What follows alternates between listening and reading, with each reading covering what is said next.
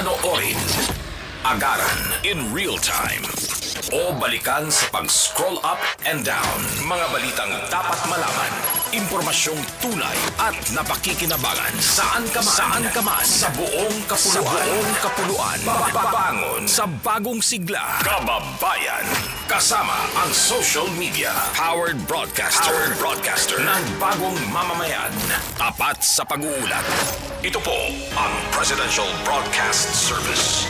Sa Kalbayog, Radyo Pilipinas, 882 AM. Radyo Pilipinas, Radyo Publiko. Radyo Pilipinas, Radyo Publiko.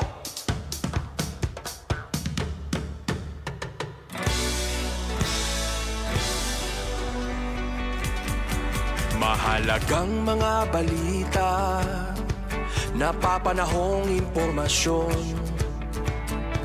Kami ang inyong gabay pag may bagyo at sakuna. Serbisyo ng gobyerno kapag may nangangailangan. Mga proyekto ng Pangulo, damang-dama ang pagmamahal niya. Tulay ng mga hinaing, ang problema ng bayan ating lulutasin. Tulay sa himpapawid, tulay ng pagbabago. Radyo Pilipinas, Radyo Publiko ng bagong Pilipinas. Radyo Publiko, Radyo Pilipinas, Radyo Publiko ng bagong Pilipino. Mga proyekto ng Pangulo, damang-dama ang pagmamahal niya. Radyo Pilipinas, Radyo Publiko, ang boses ng Pangulo.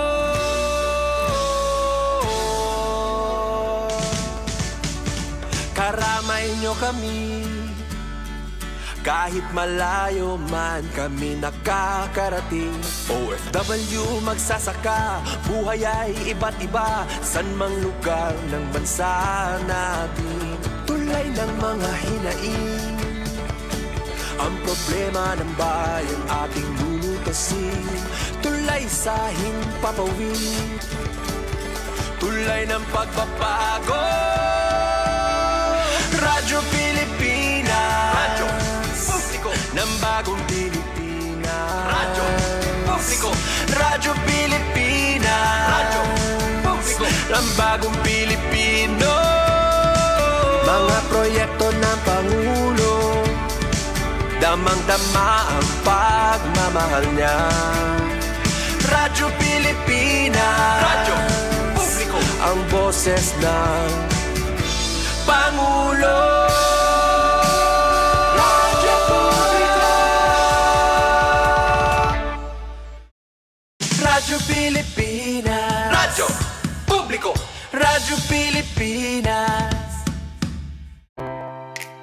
Sa pagkilala sa mahalagang papel na ginagampanan ng mga magsasaka sa pagkakaroon ng sapat na pagkain sa bansa, sinimulan ng Department of Agriculture ang pagbuo ng Farm and Fisheries Clustering and Consolidation Program o F2C2 sa pagsasama-sama at pagbubuklod-buklod ng mga magsasaka at mangingisda na nagkakalapit at nagkakatulad ang produksyon. Tutulungan sila ng F2C2 na matukoy ang kanilang mga pangangailangan, mapabuti ang kanilang produktibidad, makamit ang economies of scale, at gawing negosyo ang kanilang mga aktibidad sa agrikultura at pangisdaan. Para sa iba pang impormasyon, bumisita sa opisina ng DA8 F2C2 Regional Secretariat, Canhurao Hill, Tacloban City. Isang paalala mula sa Department of Agriculture, Regional Field Office 8 at ng himpilang ito.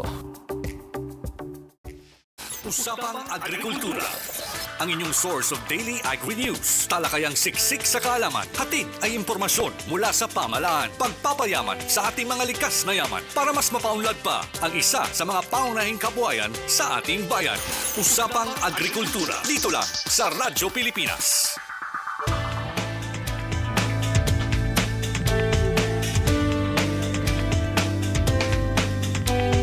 Oras naton mga ka-agree. 5 minutos na ang naglabay sa alas 5 san aga. Adlaw kita yan ang Miyerkules, Setyembre 3, 2025, day 246, over 365 days. Good morning Eastern Visayas, good morning sa iyong tanaan. Oras na naman para sa aton kada alas 5 nga programa, Usapang Agrikultura. Ang programa nga nagdadara sa iyo sa mga istorya, updates, impormasyon ngan inspirasyon para sa aton mga parauma, mga parapangisda, mga negosyante sa agrikultura ug adton may kasing-kasing sa agrikultura.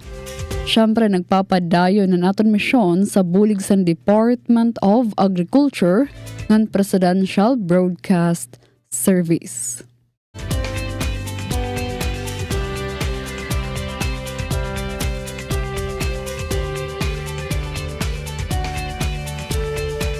Sa ngaran sa aton acting station manager Hinaro Navalon, ako ang iyong makakaupod, Charmaine Perito Balvez, ngan kaupod liwat naton sa Master Control, Sara Ezra Altaro, ngan Engineer FMB.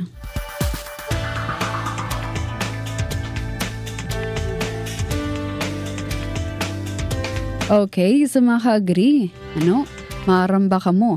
Nga dinhi sa atong programa, syempre di rin kita naghaharampang about san pagtanom, di ba? Or paano pag-harvest, or syempre natong paborito nga humay, nga gintatanom, ay aba, mas hilawig pa didan atong paghaharampangan, ay harampang san paglaom, panginabuhian, o syempre san aton paghigugma, san aton tuna. Kasi saring panira, ginaalagaan mo o ginaataman mo an imo tuna, iyo tuna, is aalagaan liwat ka mo balik. Diba? So yan ang aga mga ka-agree. Since bago liwat kita nga bulan Setyembre, bago nga inspirasyon, bago nga kinadman, bago nga diskusyon. O yan ang aga, igpapaabot naman sa iyo, ini nga usasan pinaka-importante nga programa sa Department of Agriculture, which is an High Value Crops Development Program o HVCDP. Santos kita magdiretso sa ito nga aton tupiko pare ng adlaw, aton na ni pamation ang jingle nga ginpreparar sa Department of Agriculture, ani at kita.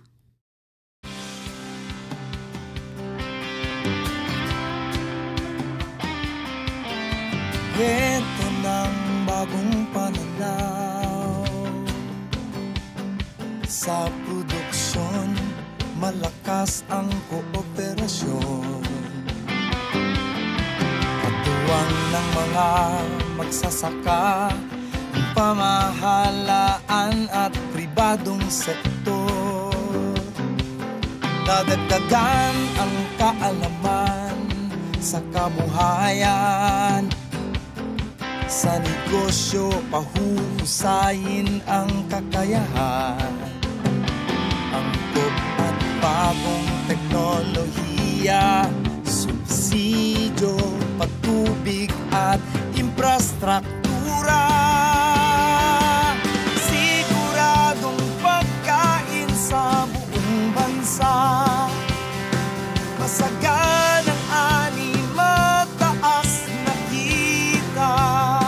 Maunlad na buhay ng mga magsasaka at mga mangingisda.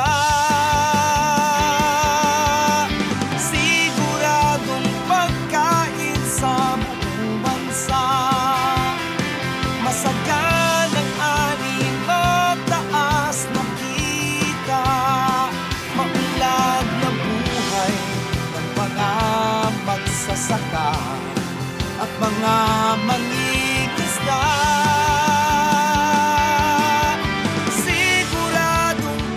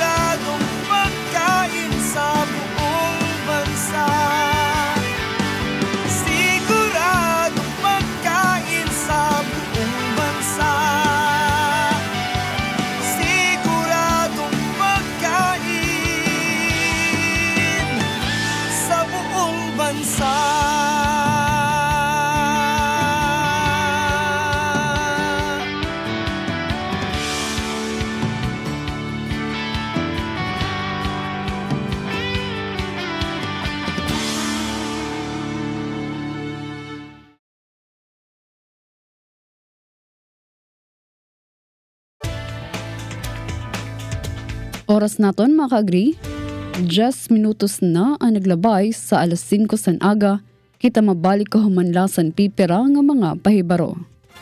News and current affairs. Top stories of the day. Business, sports, music, and entertainment. Dadalhin sa inyo ng mas pinaganda, mas pinalawak, mas pinalakas. Radyo Pilipinas. Radyo Pilipinas Calbayo. DYOG 882 AM. Garantisadong solusyon at aksyon ang handog sa iyo ng bagong Pilipinas Presidential Action Center. Sundin lang ang mga sumusunod para makakuha ng appointment. Para sa wala pang eGov.ph app account, panoorin ang video para malaman kung paano gumawa ng account. Kung meron ng account sa eGov.ph app, mag-login dito. Saka hanapin ang online registration tab para sa bagong Pilipinas Presidential Action Center. Pindutin ito para makita ang available na government services. Piliin ang serbisyo na iyong kailangan mula sa listahan. I-upload ang requirements ng serbisyong kailangan mo. Pumili ng petsa at oras kung kailan nais pumunta sa bagong Pilipinas Presidential Action Center. I-submit na ang iyong application at bigyan ng pagkakataon na ma-review ang iyong isinumiting requirements. Hintayin ang QR code para sa kumpirmasyon ng iyong schedule. Makakatanggap ka ng text message para malaman kung naaprubahan ito. Sakaling hindi ito maaprubahan, makakatanggap ka rin ng text message para ipaalam ang kulang na requirements sa kasubukang mag-register ulit.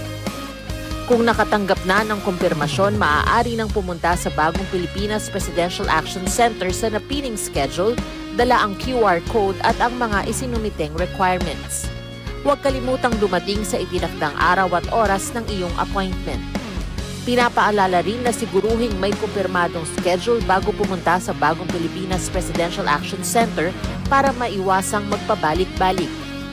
Simple at user-friendly ang pagpapa-appointment dito, kaya wag nang mangamba dahil sa bagong Pilipinas Presidential Action Center, tulong ay abot kamay na. This is a public service announcement. Discipline is the key. Umiwas sa aksidente sa daan. Ang pagmamaneho ay may kaakibat na responsibilidad, hindi basta mapaandar lang ang sasakyan. Kilatisin ang sarili, ang kahandaan sa manibela, siguruhing inyong konsentrasyon ay hindi magagambala.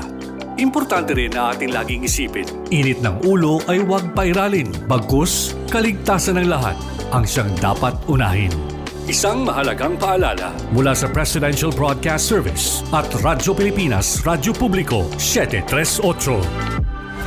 This is a public service announcement. Public service announcement From PBS, Presidential Broadcast Service at Radyo Pilipinas, Radyo Publiko 738. Hatid ay balita, impormasyon at sari-saring kaalaman tungkol sa sektor ng agrikultura sa ating bayan. Usapang Agrikultura kasama ang Department of Agriculture. Alamin ang mga hakbang ng administrasyon para mas mapaunlad pa ang iba't ibang industriyang agrikultural at pakinggan ang mga proyektong handog sa mamamayan upang mapalago ang kanilang mga kabuhayan. Usapang Agrikultura, Lunes hanggang Biyernes, alas 5 ng umaga, dito lang sa Radyo Pilipinas. Oras naton mga ka-agree, 14 minutos na ang naglabay sa alas 5 san aga.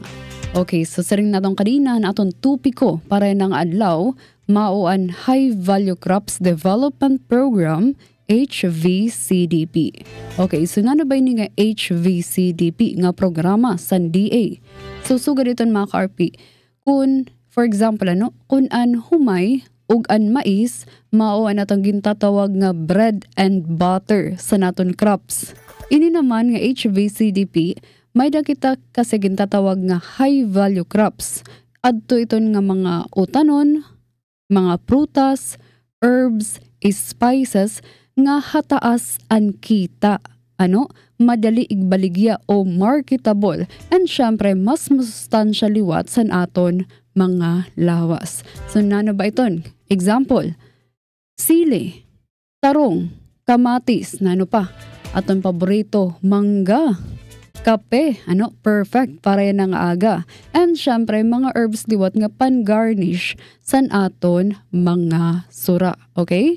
So sanglit importante ang HVCDP kasi dirlay ni about san pagtatanom mga kaagri kundi pati san pag-develop san market, pag-improve san kalidad san ani o harvest o paghatag sin support services para sa mga farmers. San karuyag sang programa nga dirila tutduan ang mga tawo nga magtanom kundi magkamay-ada luwat sira sin sustainable nga panginabuhian. Okay, so para mas maklaruhan pagitano sining aton tupiko para ng adlaw, aton makakaupod si Miss Elizabeth Hugo, Rafi Staff tikang sa DA RFO 8, aton pamatian hilngan ining aton audio-visual presentation. Aton na tanan, adi naliwat kita hinina aton farm radio program nga usapang agrikultura hatag haiyuhan Department of Agriculture.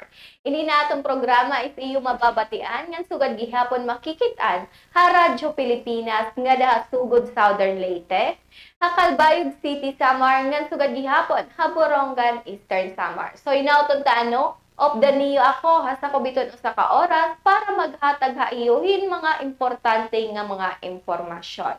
Syempre before kita mag-start hinin atong programa or magpasamuakin mga impormasyon bahin iton mga programa nga diha Department of Agriculture, dire naton hingangalingtan iton pag-greeting good morning ngadto iton aton Regional Executive Director. Ngan sugad gihapon kaupod niya an aton duduha nga Assistant Regional Director nga Ma'am Ginilyn Almeria ngan sugad gihapon kan Sir Larry Sultan. Syempre adag gihapon na naton mga division chief, nga na naton mga colleagues nga niya Department of Agriculture. At iba kasi gihapon is early morning pa napakadto ka field. Labi na kung may danira hinigid visit na mga field or mga umhanan para i-validate. So good morning po ha iyo. Ngan hiton aton gihapon mga attached agency nga da nabulig ha aton para hiton pag-implementar hin mga programa nga sugad gihapon mga proyekto nga makakabulig nga dihiton aton mga parag-uma. Good morning po. Ngan syempre ngadto hiton aton mga parag-umangan puro pangisa. Good morning po ha iyo nga tanan. So, daniyo ako sa kubiton o sa kaoras para hinina aton programa nga usapang agrikultura. So, kakulop naghatag kita hin information regarding hangin dumaran naton nga information caravan ngadto ka Maasin City, Southern Leyte, which is nagplay gihapon kita kan presentation ni Engineer Lars Lery Pangaliban regarding hiton sa Gipsaka. So yun nagihapon may dan naton i-play nga presentation regarding naman hiton aton tinatawag or aton usa nga banner program nga diha Department of Agriculture, which is an aton high value crops development program. So ading pamatian naton Miss Ferlin Basanyas para hiton iya presentation regarding hiton ano ba ini nga aton HVCDP nga sugad gihapon iton aton mga pwedeng makuha nga mga programa or mga interventions na pwedeng makuha hiton aton mga parag-uma or nag-uumahin mga utanon. So adi pamatian naton. So ngayon, on behalf of the National High Value Crops Development Program, National or our central office, since they cannot attend this activity po, so ngayon inutasan po kami dito sa region na kami ang magbigay impormasyon sa inyong lahat na nandito na mga farmers, stakeholders sa mga programa po ng high value crops. So bali po si high value crops ay isa ito sa mga programa ng Department of Agriculture na tumututok sa mga vegetable, fruit trees and root crops natin sa baba. So kung lahat po, kung nangangailangan po kayo ng mga suporta, lalong-lalo na sa vegetable and fruit trees and root crops, si High Value po ang lalapitan nyo po. So bali po, ang High Value ay galing sa isang kautusan in the name of Republic. Kung kanina, ang sa Gipsaka ay may mga batas na present, si High Value Crops is under po siya sa batas na RA 7900. or 7900, the High Value Crops Development Act of 1995. So ito ay isang batas na kung saan binibigyan niyang suporta ang production, processing and marketing, and including the distribution of high-value crops commodity products.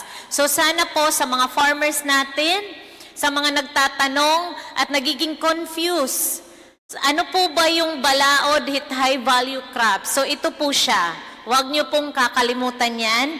RA 7900s. So under these RA 7900s, we have this mandate that it is one of our priority programs of DA who will create and help poverty to address food security, poverty alleviation, and sustainable growth anchored to achieve the food secure, resilient Philippines with prosperous farmers and fisher folks. So bali po in Tagalog kanina, agrikultura para sa bagong Pilipinas. Diyan po yan naka-anchored po lahat. So ang goal po ng high value crops is to increase income, of course increase our income, livelihood, opportunity, and also to contribute to our national development. So dito po yung mga tinatanim nyo po at mga naproproduce nyo po is kinoconnect po natin lahat yan sa national contribution natin sa buong bansa. We also facilitate and deliver development intervention in the strategic production areas. So kung dati po, kung napansin nyo yung mga presentation ng Sagip-Saka at ni Engineer Aris, mayroon na po tayong na-mention na nila yung mga clustering Big Brother scheme. So dito sa high value crops, we really encourage the strategic production areas na makakapuo tayo ng cluster zone or cluster areas. Then meron din tayo, we facilitate in high value to promote the priority access to local market and international market. So from production, processing to marketing, nandyan po si high value crops.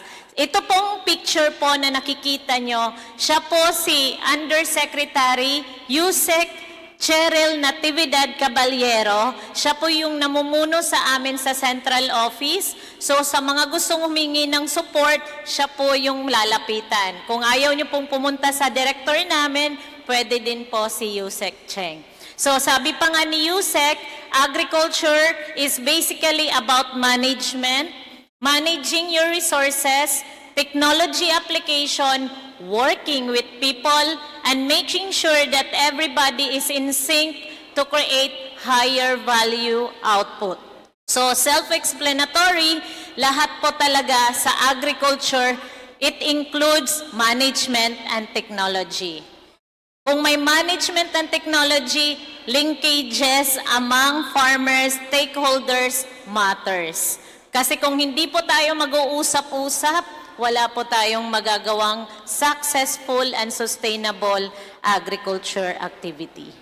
So, hindi ko na lang po ito i-detalye, but ito po yung presentation na to, makikita nyo, isa itong framework ng high-value crops kung saan ang goal namin or vision is to achieve food security and increase Filipino income, and also to develop an agriculture and fishery sector as profitable industry. So sa high value, we are thinking of income generating. So sana po ang mga farmer, kung narinig niyo po yung dalawang speaker, di ba may na-mention si Engineer Ares, gustong-gusto po ni Secretary na ang mga farmer natin, businessman. Kung businessman ka, hindi ka dapat nag-iisip lang ng pansarili mo lang. Kailangan ang titingnan mo at iisipin mo bilang farmer, yung makaka-income ka, may return lahat ng mga pinaghirapan mo. When you are a businessman, it includes risk. Diba kung nagbi-business tayo, may risk. Hindi porke na natalo ka, wala kang na-harvest, ang sisisihin mo, si government. Kasi si government walang ginagawa. Kasi si ganito, ganyan. Always, farmer, bear in your mind na ang agriculture is a business. Partner natin ang risk. Ang mga problema na possible tayong malugi kung hindi natin gagandahan ang pag-aalaga ng mga pananim and including partnership with our stakeholders. So, kailangan i-bear nyo dyan. Then, include passion. Sabi ko pa nga sa mga nauna kong speeches nung nag-speaker ako sa mga farmers natin, sa agriculture, there are 3 major factors you as a farmer, you have to consider. Kailangan maging passionate ka. Passionate na maging mayaman. Kasi kung hindi ka mag-iisip at mag-aambisyon na maging mayaman, hanggang pagkain ka lang, hindi ka yayaman. And being a farmer, accept the fact na malulugi ka. So kung inaccept mo siya na malulugi ka, makakapag-isip ka kung ano ang tamang gawin mo na hindi ka malugi. As early as before ka mag-business, kailangan lahat ng mga factors na hindi ka malugi, nandun na sa pagsisimula ng business mo. So you have to bear in mind that. So these are other mga strategies na ginagawa natin, taking into consideration na hindi malugi si farmer. Then of course, in high value, mayroon kaming binabasihan at sinusuportahan na mga estratehiya. Unang-una, yung ecosystem-based approach. Unlike Luzon, unlike Mindanao, dito sa Region 8, wala tayong plantation. Diba wala tayong malakihan? Kung magtatanim ka ng gulay ngayon, bukas tataniman mo na naman siya ng corn, tataniman mo na naman siya ng kasaba, papalit-palit tayo. Pero si high value, kung ano man ang gusto mo, sinusuportahan po yan ng high value. We have support. Kung ang area mo is belong sa city, we have this NOPAP or the National Urban and Peri-Urban Agriculture Program, kung saan lahat ng mga cities na gusto engaging into agriculture, sumusuporta tayo. Kung hindi po kaya ni NOPAP, nandyan po si High Value to provide initial startup capital, like ng seeds, fertilizer, as long as willing ka po i-sustain yung programa. Yun lang yung hinihingi namin. Pangalawa, we have the crop diversification. We support those programs or farmers na gusto magtanim ng madami. Yun lang, present to us. How will you do farm operational planning sa farm mo? Hindi naman pwede na magpipinakbit ka. Paano mo masasabi na may economies of scale ka? Paano mo mabebenta kung maliit lang yung produce mo? So you have to think that. Pero we are not saying na hindi na po kayo pwedeng magtanim ng madami sa farm mo. Pag-isipan mo lang mabuti how you will do the crop diversification. Kung bagong farmer ka, do not hesitate to consult our local government unit. Nandyan po yung mga partner nating technician para tulungan kayo paano nyo po mapapaganda yung farms nyo. Huwag nyo pong sarilinin nyo lang. Kasi mayroon nga po tayong agriculture office para tulungan kayo sa mga ginagawa nyo at ma-properly gabayan kayo sa bawat journey nyo. Then meron din ang high value crop support for those farmers na gusto naman to go into plantation for champion commodities. So kung gusto mo mag-coconut, mag-cacao or coffee, we are here to support you. Pero hindi po pwede lahat sa DA. Kasi sa DA, limited yung fund. It's always bear in your mind na may counterpart din po kayo sa bawat hihingin yung support sa amin. That includes the area, that includes your labor, that includes some small intervention or support. Then, we also supporting those farmers na gustong mag-learning site. This is in partnership with our ATIs and LGUs. So, kung gusto nyo mag-learning site, okay, send a request sa ATI. Sumusuporta din po ang high value sa mga ganyang activities. Then, of course, we have the second strategies, the value chain for tradable commodities. So, if you will see this, meron tayong dalawang goal for these strategies, the AgriSafe and the export basket. Sige, tingnan nyo na lang yung AgriSafe. You can develop fresh, chilled, frozen process of any choice of commodities. Si High Value can provide processing facility, can fund a grant for this operation. Pero hindi po yan grant na grant. May counterpart din tayo kasi hindi kaya ni High Value lahat ang mag-shoulder. Then, of course, we are supporting those commodities na gusto nyong i-export. Halimbawa ngayon, we have a newly developed processing facility sponsored by a private sector, yung ube. So meron na po tayong ube processing facility. It's located in Tunga, Leyte. Ang gagawin nila, ang hinihingi lang ng processing facility is let our farmers plant ube at sila daw po ang bibili. So, alam ko dito sa Southern Leyte, madami na. May I ask, sino po pakitas yung kamay na ng mga farmers na nag-uubi ngayon? Please raise your hand. Parang wala. Ayan, meron na. Ayan. So, sila po is in partnership na po doon sa ating, nakalink na sila doon sa ating tunga, na bibilhin nila 35, depende sa color ng ube, 25 to 35 pesos per kilo. So anything, nag-ooperate na sila, Sir William, nandyan sila, tutulungan kayo, basta interesado po kayo mag-ube, do not hesitate to go into the local government unit kasi sila yung maglilink para nga dito na sa amin at papunta doon sa ating sa ating ube processing facility. So there are other mga projects then we are also supporting. Ngayon, we have newly developed processing, established na yung processing facility natin for jackfruit. Ang hinihingi lang namin sa high value crops, kasi lahat gusto nang mag-jackfruit, gusto na mag-ube. Pero pag napunta na doon, lahat naman ng part ng value chain gustong hawakan. Gusto na mag-producer, gusto na mag-processor, gusto na mag-consolidator. Sa high-value crops, we are appealing sa ating mga farmer. I-set nyo po yung isip nyo, saan parte po ba kayo ng value chain gustong mabilong. Kasi hindi po pwede lahat na ika-cover nyo yung value chain. Sino po yung magpa-process kung lahat gusto mag-production?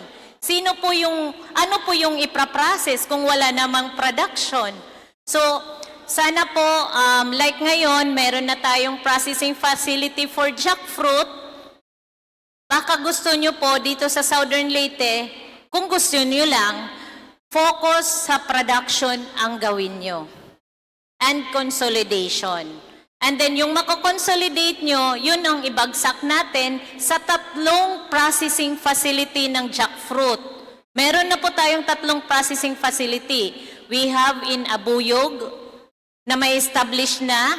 Hopefully by the end of December matapos siya. Meron tayo sa Baybay, the vacuum chips. Pwede nyo pong doon ibagsak. Meron din tayo sa Ormoc, which is dine-develop na din at pinapolish na yung processing facility. So kung lahat po kayo, magpa-process din kayo dito, anong mangyayari? Competition is higher. So you have to think well. Yun lang yung sanang may sasabi ko sa inyo. Habang nandito na tayo sa Info Caravan, I'm telling you everything now na ito yung current situation natin dito sa Region 8. Maiwasan natin yung competition among value chain. So, think well po. Next. So, ito po yung mga sinusuportahan ng high-value crops. We have, if you will see our profile, we have 6 provinces, 13 congressional districts, 7 cities, 136 municipalities, and 4,390 barangays. Unfortunately, ang pondo ng high value crop nasa 80 million lang for Region 8 per year. So kung meron tayong 4,390 barangays and with the number of high value crops, pinaghahati-hatian yan. So kung ang iba man po dito hindi masasama sa listahan ngayong taon, wag na po kayo mag-worry. Ila-line up na lang namin kayo sa susunod.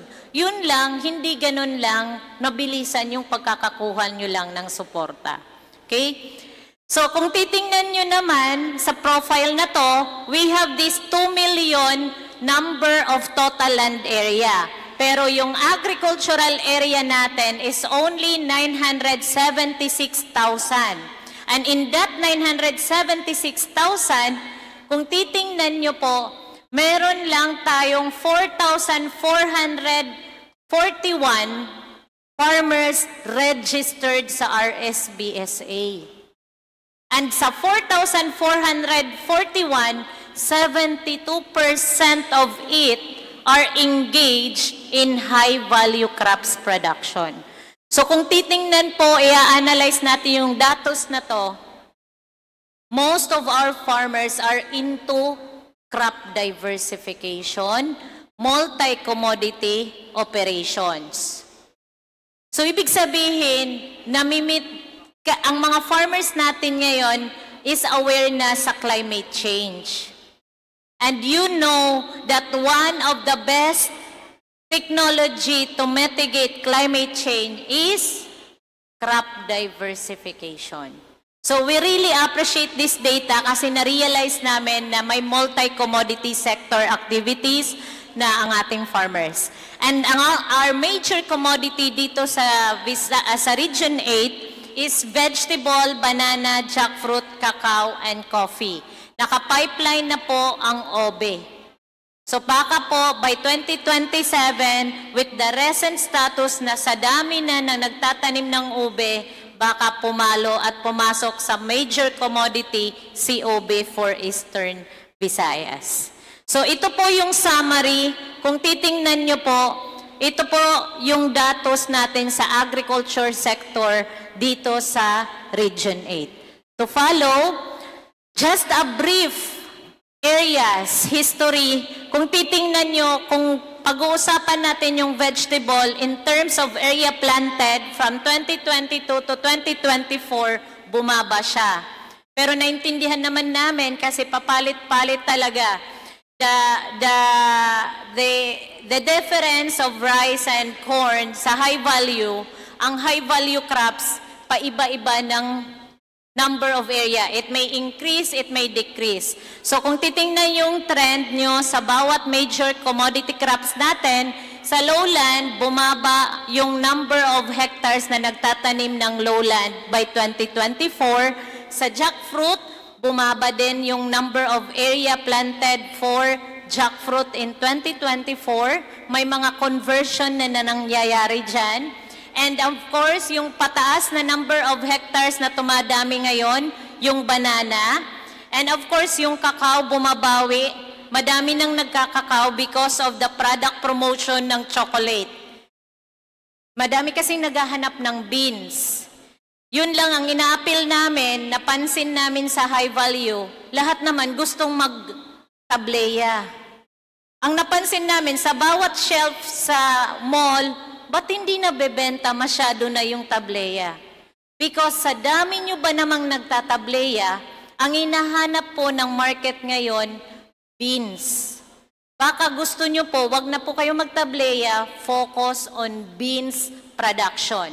Ang beans ng cacao ay binibili, kung fermented dried beans, binibili siya ng 400 to 500 pesos per kilo. Kung wet beans, nasa 100 pesos per kilo.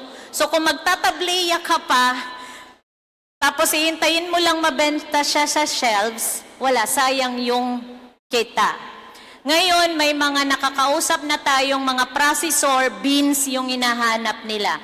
Kung interesado po kayo, do not hesitate to coordinate with your local government unit. Kung hindi po kayo pinapansin, you may directly contact us sa region. At kami po ang tutulong sa inyo para malink sa market. Actually, the market ng beans nandito lang sa Region 8 at nasa Ormoc and Samar areas lang. Kailangan nyo lang mag-isip ng mabuti. Kasi marami na kayong kakao dito sa Southern Leyte, hinahanap lang namin saan na po yun. Then, coffee, sad to note, nag-diminish yung production ng coffee at saka area planted natin. So, meron din pong bumibili at naghahanap ng coffee beans. So, and I know Southern Leyte, dati, 2023 below, madami kayong coffee. Asan na po yung mga coffee nyo? Hinahanap lang namin sino ang pwedeng maging consolidator dito at siya na yung kakausapin ng market. So, we are encouraging all our farmers na mag-develop ng consolidator per municipality as much as possible.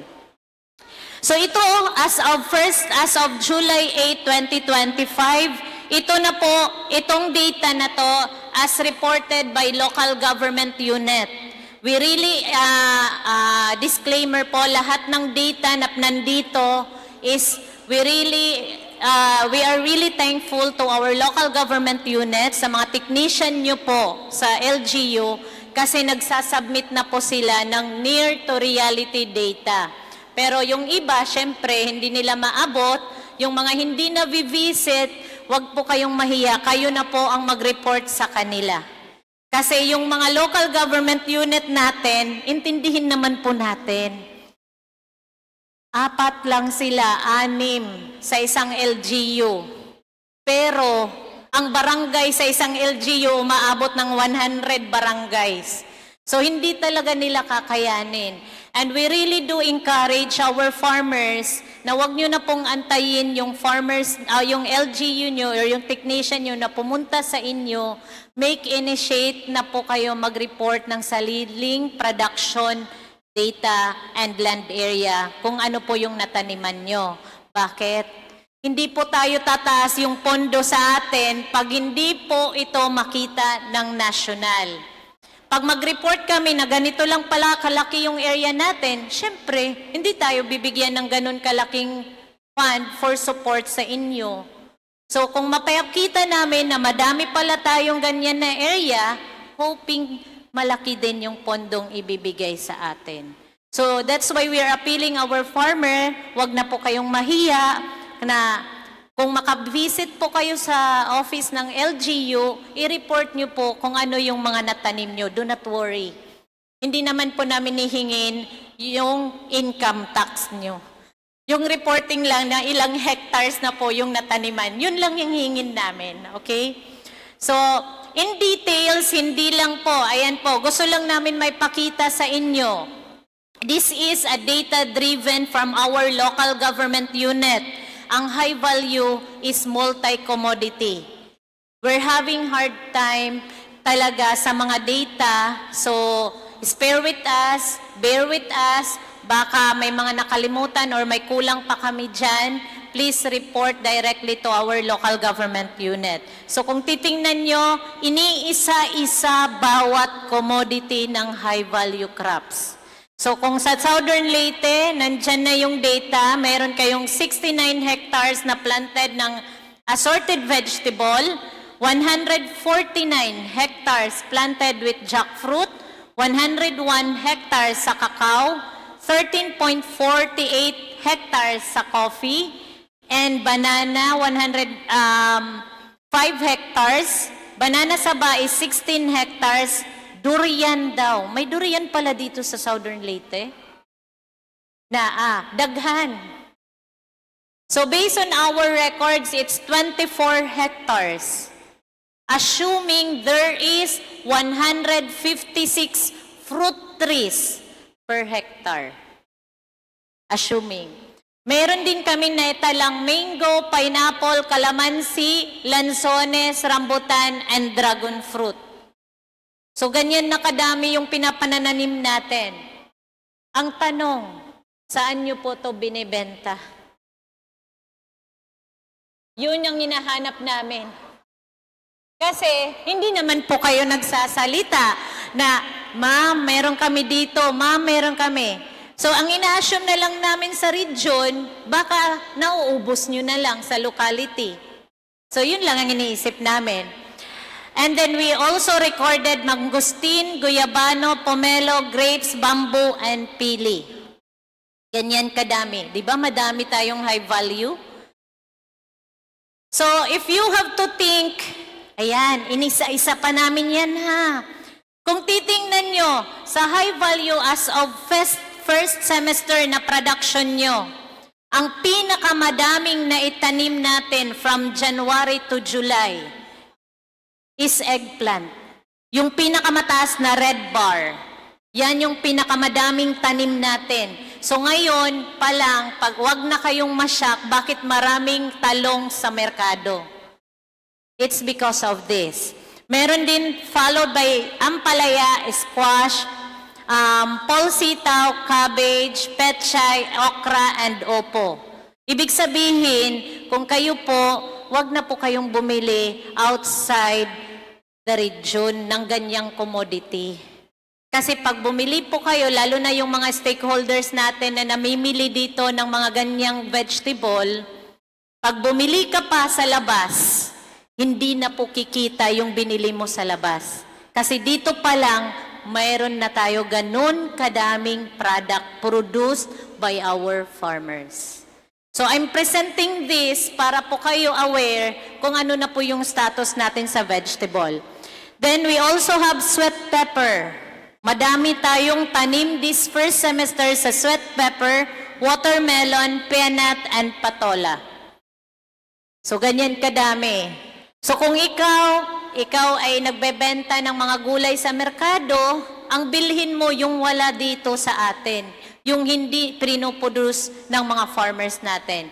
Kasi kung pinoproduce ng farmer at bumili ka pa sa labas, expect mo, walang benta sa binili mo. Yun. Then, sa spices, we recorded sweet pepper and siling panigang. So, ganyan kadami yung meron tayo ngayon sa production, and ginger, spring onion, and hot pepper. So, pag-isipan nyo na po yung mga decision nyo po as a farmer po kung ano po yung plano nyo ngayong bibilhin with this production data. Then, pero based on PSA data, hindi pa naman po tayo sufficient sa Region 8. So, pwede pa din naman kayo bumili. Kailangan lang may timing. Tumiming ka sa time na wala talagang produce yung farmer.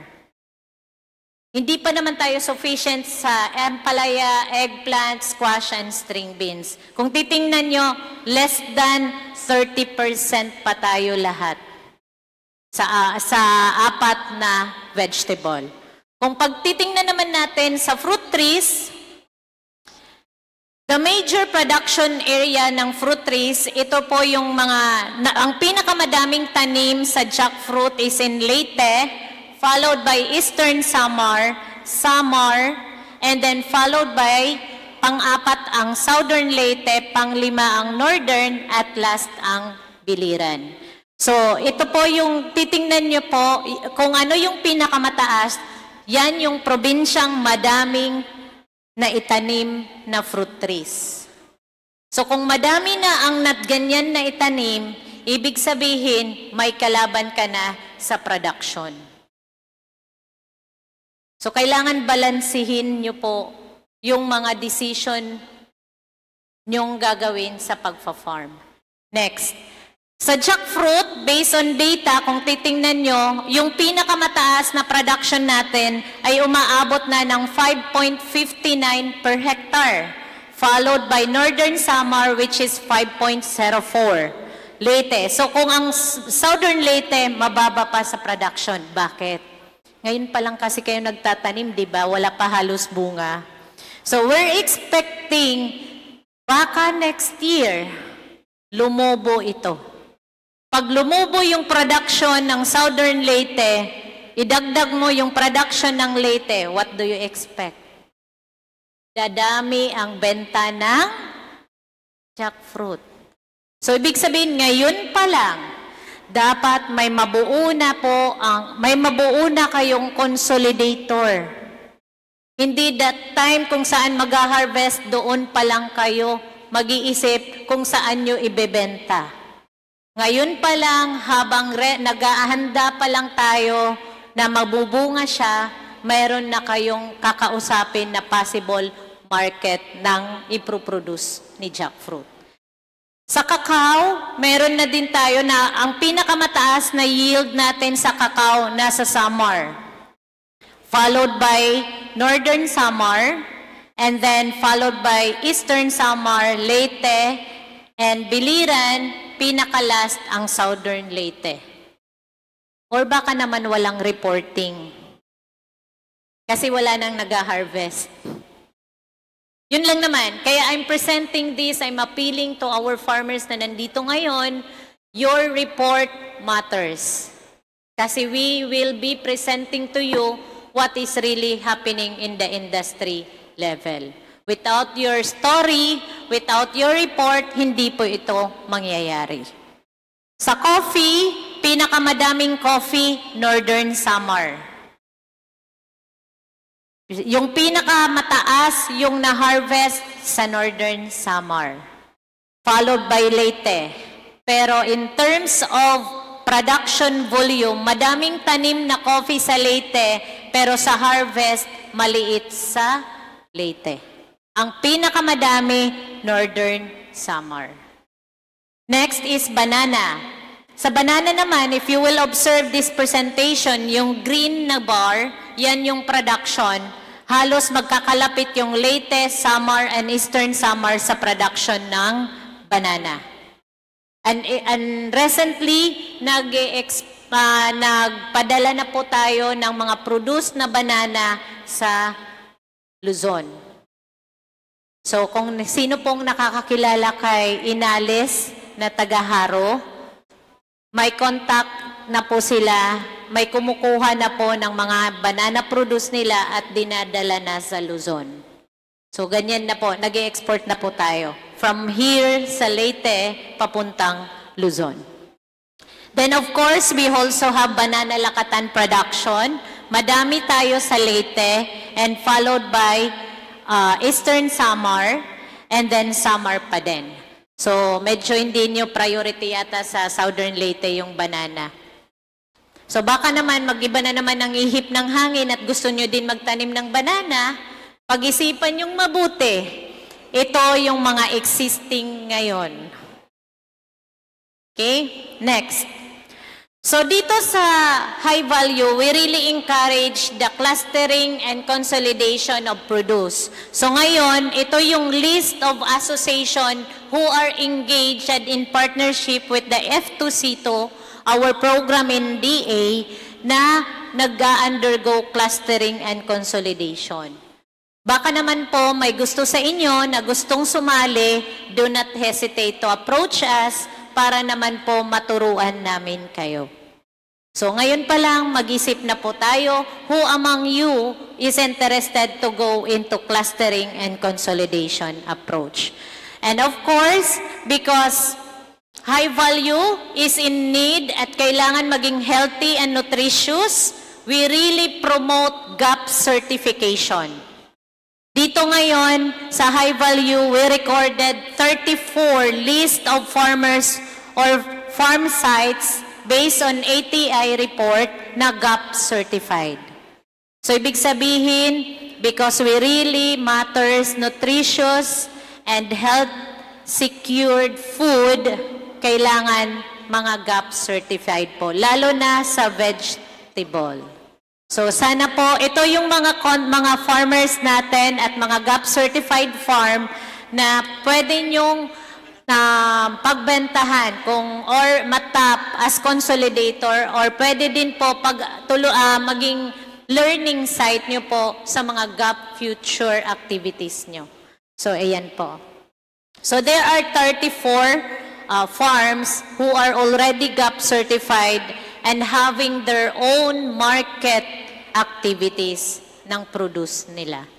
Of course, now this is the most awaited part. Sa high value ngayon, this is our support for 2025. We provide support under production support. We are providing seeds and fertilizers to selected farmers. So i-elaborate ko lang po na ang high value po is yung production, yung funding niya is a year before. So ito is 2025, may mga list of beneficiaries na po tayo dyan. Ngayon, kung gusto nyo po, mamaya i-present ko, ito ay yung mga ibinibigay namin ngayon na support para doon sa mga farmers na nailista namin as beneficiary for 2025. And since tapos na din po, lumabas na yung NEP for 2026, ito naman po yung support namin for 2026 na sana ma-approve under GAA. General Appropriation Act. So meron tayong support for seeds, fertilizer, farm tools, machineries, and also irrigation support. Meron din tayo assets para doon sa mga farmers na naipasok namin na nag-request 2 years ago pa. So kung kayo po, wala po kayo sa listahan ngayon, hindi ko po may present yung listahan, try to visit your local government unit. Kung wala pa po kayo sa listahan sa local government unit, be ready na po yung letter of intent and letter of request nyo po for 2027. Kasi magsisimula na po ang budget cycle for 2027 ngayong October. So, wag naman po kayo mag-expect kagad sa 2027 na kayo kagad ang bibigyan. May gagawin po pa po tayong validation and other activities as a final recipient. Okay? So as a recipient ng programa, isa lang po ang hihingin namin sa high value crop. Please sustain the project. Kasi itong pondo na binibigay namin, ito po yung pinaglalaban yung binayad nyo sa tax nyo. Pag sinayang nyo po yung bawat project na ini-implement ng high-value crops at hindi nyo po na-sustain, pera nyo pa rin po ang sinasayang nyo. So, ayun lang po. Maraming salamat po and we are open every day. Thank you. 1, 2, 3, go. So, amo adto naging presentation ni Ma'am Ferlane Basanyas. So, inauton ta nakakuha kamuhin mga informasyon bahin hiton mga gin-implementar naton nga mga programa, mga interventions na ginahatag ngadto hiton aton mga parag-uma. Pero kung wari ka mo makabati or pwede gihapon niyo bisitahon iton aton opisina nga diha Department of Agriculture Regional Field Office A para magpakiana regarding hiton mga interventions na ginahatag naton under haaton HVCDP. So, dinilaning naton temporaryo tapusan ni natong programa. So, dan lagi hapon niyo ako ha mga masunod na episode para maghatag haiyuhin mga impormasyon. Again, this is Elizabeth Hugo. Damo nga salamat ngan maupay nga aga haaton na tanan. Oras naton mga ka-agree. 1 minuto na lang ang nagpapabilin antis mag alas 6 san aga. So asya to ang aton nabatian para sa naton tupiko yan ng adlaw nga High Value Crops Development Program HVCDP usa nga importante nga programa sa Department of Agriculture. Okay, so waray na kita oras mga ka-agree. That's all for today. Otro damang salamat sa niyo pagpamati ngan pagtambong sa natong programa.